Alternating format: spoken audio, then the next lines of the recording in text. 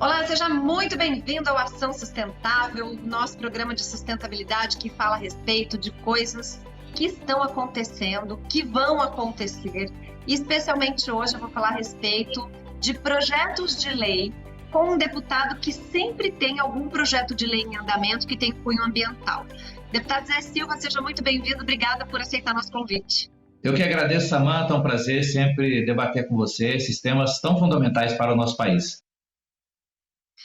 Deputado, eu digo aqui que tem alguns convidados, a gente já tem aí 6 anos de Terra Viva, agora de AgroMais, né? Sempre com o Grupo Band, mas eu acho que eu já lhe entrevistei aí uma meia dúzia de vezes a respeito de projetos que sempre têm um cunho ambiental. Antes de entrar nos projetos em si, eu queria perguntar por que o senhor gosta desse tema? Bem, Samanta, tá ligado à minha história, né? Por ser engenheiro agrônomo, eu nasci, cresci no meio rural, o que me levou para o Congresso Nacional, e você conhece toda a nossa trajetória, também está ligado a esse desafio que o mundo, não só nós do Brasil, mas o mundo tem, de produzir alimentos e preservar o meio ambiente. Eu sempre digo que eu procuro conquistar o máximo de pessoas para serem ambientalistas sustentáveis, que são aqueles que entendem que o meio ambiente ele tem que ter essa interação, não é deixar intocável. Então, por isso que é a pauta que nós mais preocupamos, até para que o legado nosso e as gerações futuras tenham um ambiente, um meio ambiente, uma terra melhor do que a que nós estamos vivendo hoje. Não, muito legal, porque é assim que a gente transforma, sabe? Que eu tenho feito um estudo comparado nos países do antes e depois das legislações ambientais que são mais incentivadoras, que são mais que têm esse cunho de desenvolvimento sustentável, e a gente vê muita diferença na resposta do meio ambiente, porque se a gente proíbe entrada, uso, enfim, a gente incentiva a clandestinidade. E se a gente incentiva, diz como faz, tem algum tipo de retorno para o cuidado desse meio ambiente, a gente vê que o resultado é muito positivo. E com base nisso, a gente já conversou a respeito do seu projeto do Tesouro Verde. Como é que está o andamento desse projeto? Samanta, o projeto ele é muito concreto, né? Mas antes de falar dele, esse comentário que você fez, eu também sempre afirmo, e eu acho que no atual estágio profissional de agronomia, que eu já me encontro, eu falo que a gente eu até nem acho muito, eu tenho que ter tese quando você tem fundamento. E uma das teses também que eu procuro defender, e é base para todos esses projetos que você conhece todos, é exatamente, eu falo que a natureza é muito generosa. Quando nós permitimos, nós ajudamos, ela nos ajuda muito mais. Então, esse é um dos pilares fundamentais. E o Brasil precisa sair esses projetos. Nós temos um objetivo como Estado brasileiro, como pensando bem, de maneira bem globalmente, o Brasil precisa sair das políticas de comando e controle, que é fiscalizar e multar o produtor rural. Você vai ver que todos esses projetos têm essa visão da educação ambiental, do incentivo e do reconhecimento. Então, o patrimônio verde, o primeiro ponto fundamental dele, o Tesouro Verde, o patrimônio verde, até chama inicialmente patrimônio verde, mas há, por exemplo, o estado do Amapá, que já implantou o nosso projeto de lei como Tesouro Verde, né? Mas a primeira mudança que ele faz é mudar a visão de floresta. Então, a floresta passa a ser uma lavoura e o produtor recebe por manter a floresta de pé. E se a gente pensar, por exemplo, no bioma amazônico, onde 80% é obrigatório pela lei uma floresta ficar intacta como reserva, então o produtor passa a já ter 80% da sua propriedade como uma lavoura. E como isso? É preciso que todos nós, das cidades, toda a população, remunere o produtor rural, essa nova visão, essa visão da floresta de pé, ela ser uma lavoura, uma commodity como a soja, como o milho e tantas outras commodities que o Brasil não é a potência mundial. Mas para isso é preciso ter uma legislação nacional, depois no estado e nos municípios. E essa legislação nacional para permitir que o Brasil também entre na economia do futuro. E o futuro que quando nós falamos, já é amanhã. Até nesse tempo de pandemia, que muitos dos paradigmas foram derrubados com a pandemia, E na minha visão, a economia do futuro é a bioeconomia, que é a economia verde, dos títulos verdes, que é chamado também os green cards, e a economia digital. E o Brasil pode ser ainda mais uma potência, especialmente na bioeconomia. E esse projeto, ele está tramitando, ele já teve reconhecimento, inclusive, fora do Brasil, né? Já foi convidado para estar na Espanha, ser homenageado pelo projeto, mas você conhece bem a Câmara, são 18 mil projetos aproximadamente tramitando no Congresso Nacional e uma batalha para aprovar um projeto. Não, infelizmente a gente não tem a velocidade que a gente gostaria, né? Mas eu acho que tudo está somando, né? Depois que veio esse projeto de lei, nós tivemos a aprovação da lei de pagamento por serviços ambientais, que eu acho que soma, vem exatamente ao encontro desse propósito. E agora nós temos um novo projeto, que é o selo da agricultura para a pecuária, né? Para a produção de carne. É um projeto de lei que vai dizer que aquela carne é sustentável, é isso? Sim, Samanta, o projeto ele chama Selo Agro Verde e ele também partiu da necessidade cada vez mais dos consumidores. Quanto mais consciente o consumidor, ele quer um produto não só que tenha o gosto, o sabor, mas que ele seja também sustentável ambientalmente e socialmente justo. E aí nós sabemos que hoje um pecuarista de grande porte, ele pode contratar uma certificadora internacional. Essa certificadora vai cobrar e vai garantir não só o mercado, mas vai garantir um valor agregado e a competitividade. Quando eu estive presidente da Emater em Minas Gerais, nós criamos um programa de certificação de café. E na época nós afirmamos de que seria a democratização da certificação, porque um agricultor de pequeno porte, um proprietário de pequeno porte, ele, além de onerar o custo, nem sempre ele tem acesso a uma certificadora de renome internacional. Então, nessa visão, nós procuramos, através dos dados públicos de todo pecuarista, que é o Cadastro Ambiental Rural, que é uma lei de sucesso, você foi, assim, uma guerreira, né? Ajudou a gente a fazer tudo isso através do Código Florestal, e o outro é a que a gente chama de GTA, todo produtor sabe, mas para quem está nos acompanhando, chama Guia de Trânsito Animal. Então, quando o produtor vende 1 a 10, 15 ou 2 mil animais, boi, vaca, ele tem que fazer essa guia. Então, o nosso projeto ele é tão simples que ele não terá nenhum custo, nem para o governo e nem para o produtor, porque o projeto Selo Agroverde, ele define o seu quesito principal é inserir na nota fiscal o CAR, que é um número público, e também a guia de trânsito animal. São dois dados públicos, mas que preservam, inclusive, a lei de proteção dos dados, né? Então, ele não vai expor o produtor rural, mas ele vai poder permitir, em qualquer lugar do mundo, onde o consumidor comprar uma carne produzida no município X, qualquer um dos municípios de Minas, à medida que ele vai lá naquele código de barra, no QR Code, lá esse nome tão complicado, né? Mas é um nome muito simples, né? Hoje toda a televisão, toda a rede social tem o QR Code, ele vai colocar e ele vai poder localizar qual é a propriedade. E aí, na hora, ele vai saber se essa propriedade, se ela tem desmatamento ilegal, se ela tem ocupação ilegal, se tem queimado ilegal, se tem um crime, às vezes, também, que por trabalho escravo ou análogo ao trabalho escravo. Ou seja, é uma certificação que protege os dados do produtor, não tem custo para o produtor. Para você ter uma ideia, quem tiver que certificar os seus animais para abate, acima de 2 mil animais, ele paga um valor mais baixo. Mas quem tem abaixo desse número, e são poucos pecuaristas que abate acima de 2 mil, ele chega a pagar R$ 40 para certificar um animal, 36 a R$ 40. Então, é mais um custo para o produtor. E tem também um ponto estratégico, Samantha, que com certeza os mercados eles temem o Brasil pelo seu gigantismo, como a ministra Tereza já disse, a gente não precisa desmatar mais nenhuma árvore para a gente continuar na competitividade. E o mundo sabe também que a ONU espera que o Brasil, até 2050, da quantidade suplementar de alimentos para os 10 milhões de habitantes, o Brasil produza 40%. Então, eles vão criar barreiras para o Brasil. Estão fazendo essa sondagem, a lá mineiro, a nossa mineiridade, da Conferência Mundial do Clima, eu pude perceber com os embaixadores da União Europeia que eles farão mais barreiras para nós em relação à certificação. Foi aí que surgiu essa preocupação. Eu procurei a entidade especializada, que a gente chama de academia, que é a Universidade Federal de Minas Gerais, que nos ajudou a fazer esse estudo, nos ajudou a escrever o projeto. Então, ele é um projeto que ele garante a competitividade da nossa carne, ela garante a segurança alimentar e garante o combate àqueles que fazem as coisas de forma ilegal, que é uma minoria muito pequena mesmo, e que prejudica a imagem internacional do Brasil. Então, o projeto é incomparável os benefícios que ele traz para a nossa pecuária nacional e também para os consumidores.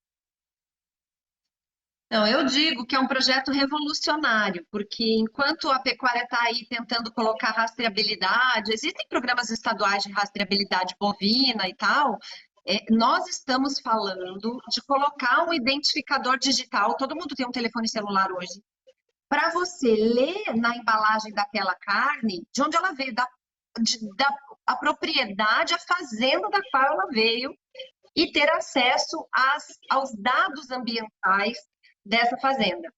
Deputado, eu entendo que isso é uma revolução e que a gente vai ter realmente um boicote. Não houve nenhuma manifestação já aqui, de curiosidade, contra o projeto, tentando achar aí, como a gente diz lá em Minas, né, chifre na cabeça do cavalo, de alguma coisa que possa estar prejudicando o andar do projeto? Olha, Samanta, eu tenho feito também uma análise crítica em relação ao próprio governo. Não é o governo que está aí, os governos que eu tenho acompanhado nos últimos tempos. Falta um pouco mais de convergência. Se nós pegarmos, nós estamos falando de dois projetos. Um vê a floresta como lavoura, e com certeza é o sonho de todo produtor rural, até porque já existe uma associação nacional com quase 400 mil hectares de floresta há mais de 10 anos, e ele, inclusive o presidente, o senhor Magu, ele fala, ó, esse é o único projeto que não fiscaliza e multa o produtor e põe dinheiro no bolso do produtor. Aí o governo criou algumas iniciativas importantes. Até o dia que eu fui discutir esse projeto do Patrimônio Verde com o ministro Paulo Guedes, ele falou, mas você tinha que conversar do outro lado do Ministério do Meio Ambiente. Eu falei, não, ministro, eu estou falando de macroeconomia com o senhor, não estou falando da questão ambiental só, né? Então, esse projeto do Patrimônio Verde, o governo criou mais floresta, que tem um objetivo específico, com recursos públicos, é um projeto importante também, mas o nosso projeto do Patrimônio Verde, ele tem ali um toque de que o governo precisa não atrapalhar e participar muito pouco. Agora, a ministra Tereza, ela tem quebrado muitos paradigmas. Aí, na visão da sanidade animal, que é importantíssimo para o Brasil, garante os nossos mercados, é fundamental. E nós estamos discutindo, inclusive, o que o Ministério propôs do autocontrole, que eu tenho afirmado que está na hora realmente do governo fazer isso, em vez do governo achar que só o Ministério da Agricultura que tem que ter a fiscalização, a garantir a qualidade das proteínas animais, é preciso respeitar e também confiar nos estados e nos municípios. Aí, às vezes, por exemplo, a lei do queijo artesanal, que também é da minha autoria, ela foi sancionada há 2 anos, está em fase de regulamentação. Aí fala, mas os municípios não conseguem, não tem estrutura. Falo, se a gente achar que os municípios nunca terão a condição, nós temos que criar essas condições. Então, fecha os municípios. Se eu não confiar nos entes federados, então não vou ter um país totalitário onde o governo federal quer fazer tudo e não dá conta. A burocracia. E também, como você disse em Minas, a gente fala na roça, quem não atrapalha já ajuda demais. Então, esses dois projetos, eu acho que é nessa visão. E quando foi lançar tem a ideia do autocontrole, o nosso projeto é um projeto muito mais simples, confia no produtor rural, porque nós temos que confiar no produtor rural. Essa história de só fiscalizar e multar o produtor rural, isso precisa acabar.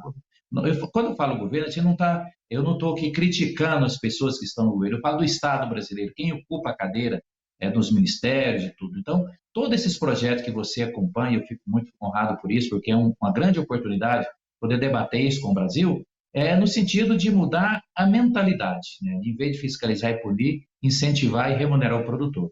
Então, tem o projeto que nós aprovamos de serviços ambientais, né? Então, você pega, quando você vê lá o produtor rural, quem preserva é ele, que cuida da nascente, das matas ciliares, destina 20% no Sudeste brasileiro da sua propriedade para que todos tenham um meio ambiente mais equilibrado.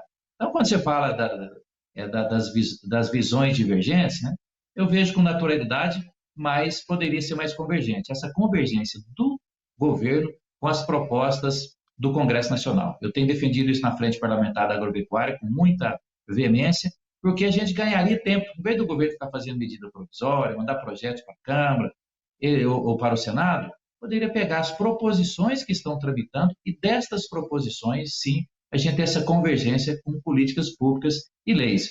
E qual que é a melhor lei? É a mais simples e que tenha condição de ser aplicada. Como você disse, são dois dados simples, mas em qualquer lugar do mundo você sabe onde foi produzida aquela carne. Não, olha aí, né? Fica a dica para o governo de várias dicas aí nessa fala, viu, deputado? Primeiro, de efetivamente dar força ao federalismo. Eu acho que passou da hora do Brasil confiar nos seus municípios.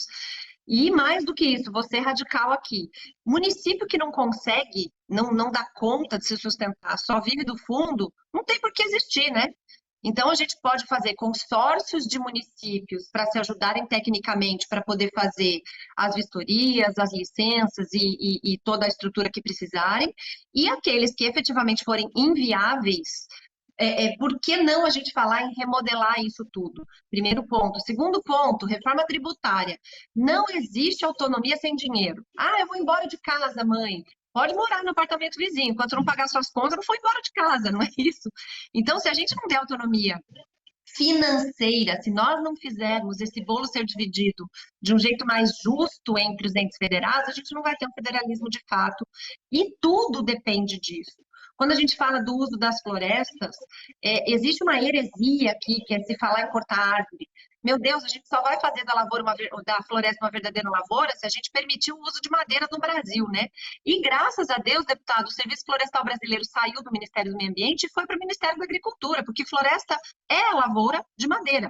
A madeira é o carbono estocado que está lá.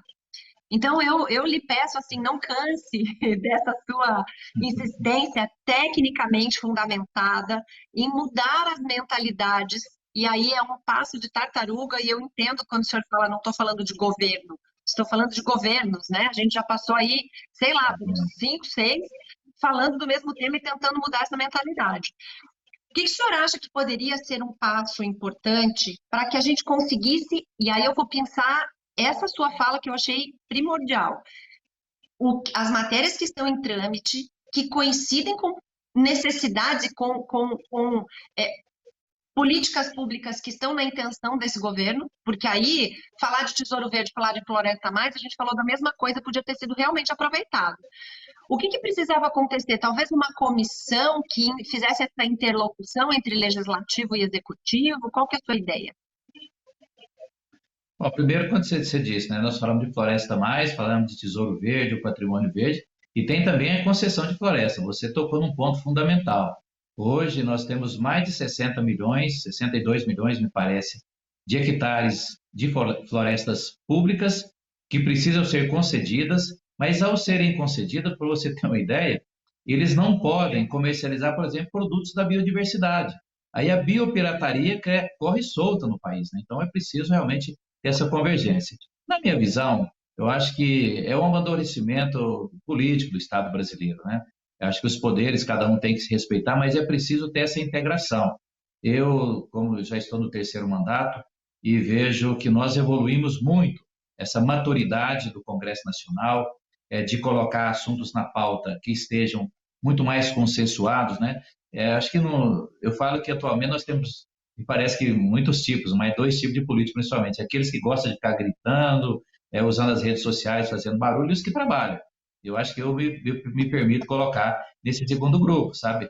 De chamar para o debate, ter teses concretas, teses com base técnica. Então, eu vejo com naturalidade. O Brasil, em que pese é uma democracia ainda jovem, mas a velocidade que nós temos é muito grande. Esses dias eu fiz uma comparação no seguinte: eu sou funcionário público há mais de 30 anos, do estado de Minas Gerais, e respeito, falo, quem não gosta de ser bem tratado com serviço público, não gosta de funcionário público. Quem gosta de ser bem tratado tem que valorizar o funcionário público. Só que a legislação que rege as carreiras públicas no Brasil, elas são da época da máquina da datilografia. E hoje nós estamos na internet das coisas, no 5G que vai chegar rapidamente. Então é preciso modernizar.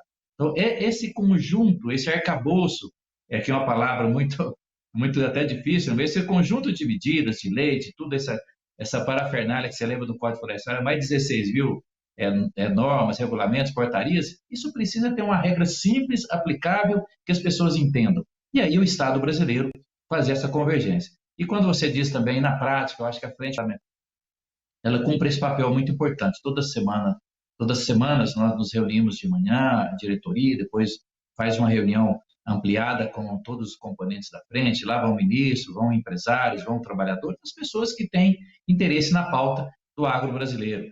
Então, ela faz esse papel dessa convergência. Ao invés do governo, e eu sou um insistente com essa pauta lá, ao invés do governo ficar apresentando proposições, vamos ver quais as proposições que estão em tramitação, que têm interesse para dar celeridade ao Estado brasileiro, descomplicar o Estado. Então, acho que isso é com a maturidade, acho que o nosso desafio é conquistar pessoas que têm também nessa tese, têm simpatia, que acreditam nessas teses também. Mas eu fico animado, né? Não vou desistir aí, como você disse, você pode ficar tranquilo, não vou desistir de apresentar esses projetos com base muito técnica, com base concreta e com legitimidade, que eu acho que isso é fundamental também. Não fique preocupado, viu, deputado? Eu acho que o povo brasileiro já está diferenciando quem vai fazer barulho em rede social e quem apresenta resultado. Esse tipo de projeto que tem uma profundidade, que muda a vida das pessoas, que eu acho que é para isso que o legislativo está lá, né, para criar regras, e eu, como advogada, sempre gosto de repetir que você só muda, só cria e extingue direitos e obrigações por lei. E quem faz lei é o legislativo. Não adianta vir resolução daqui e portaria de lá, instrução normativa. Não é isso que cria e extingue direito, é só lei. Então, com esta profundidade de mudar a vida das pessoas, a gente precisa desses parlamentares e o povo brasileiro já está sabendo diferenciar isso. Independente de partido, inclusive, eu estou vendo que existe aí um movimento de reconhecimento desses políticos que trabalham. Voltando a uma peculiaridade desse projeto que faz eu diria que até essa rastreabilidade muito pormenorizada da carne, nós estamos num momento do Brasil que a ministra tem aberto muitos mercados internacionais e a gente tem alguns questionamentos com relação à sanidade primeiro, depois a questões de desmatamento. O senhor acha que esse projeto, passando pela Câmara, a gente conseguindo voltar a tornar lei isso, vai abrir mais mercados para o Brasil lá fora?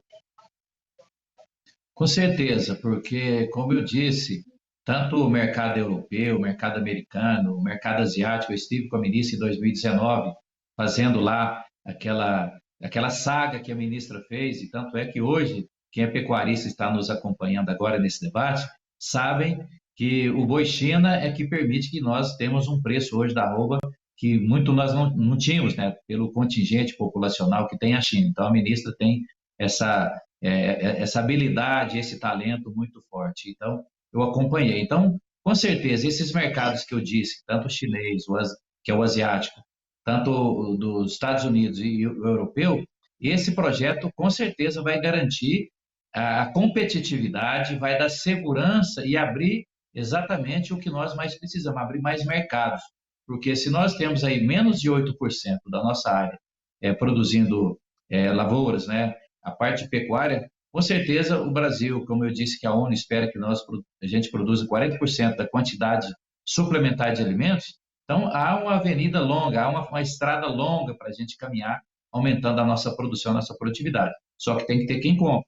Como fala na roça também, galinha que fica na manguara, que é aquele bastão que você coloca na feira para vender as galinhas, não tem preço, né? Então, por isso, a gente precisa saber antes de produzir.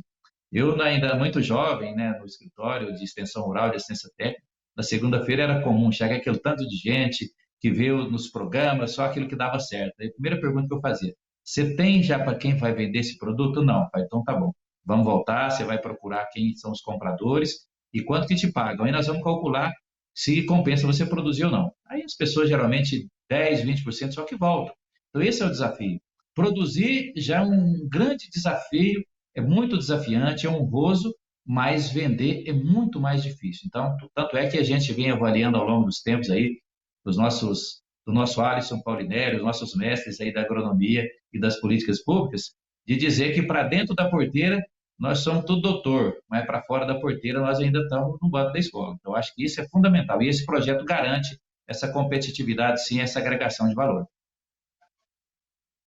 Excelente, excelente. Eu vejo dessa forma também. Eu ia falar do nosso mestre, candidato ao Nobel da Paz, o Alisson Paulinelli, exatamente por garantir a produção de alimento, o aumento da produção de alimento, garantir segurança alimentar, né? E aí vem um novo desafio pela frente, mas sem o que ele plantou lá atrás, a gente não estaria nessa corrida e não seríamos, eu imagino, o player principal desse aumento de produção para garantir o combate à fome mundial com um desafio tão grande de tantas pessoas.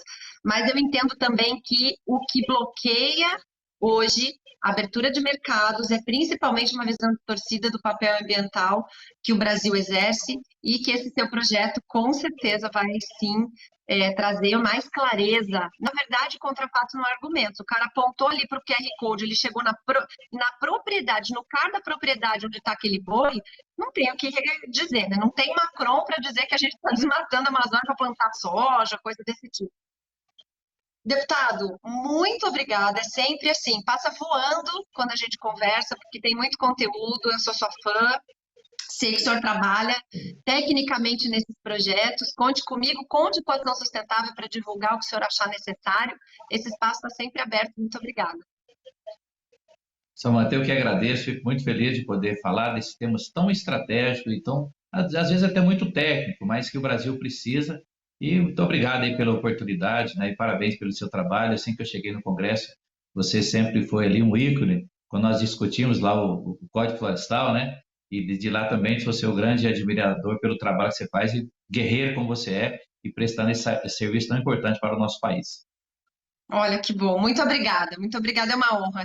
Gente, a Ação Sustentável fica por aqui com essa rasgação de seda que a gente tem admiração por bons profissionais, né? Muito obrigada pela sua companhia, semana que vem a gente está de volta.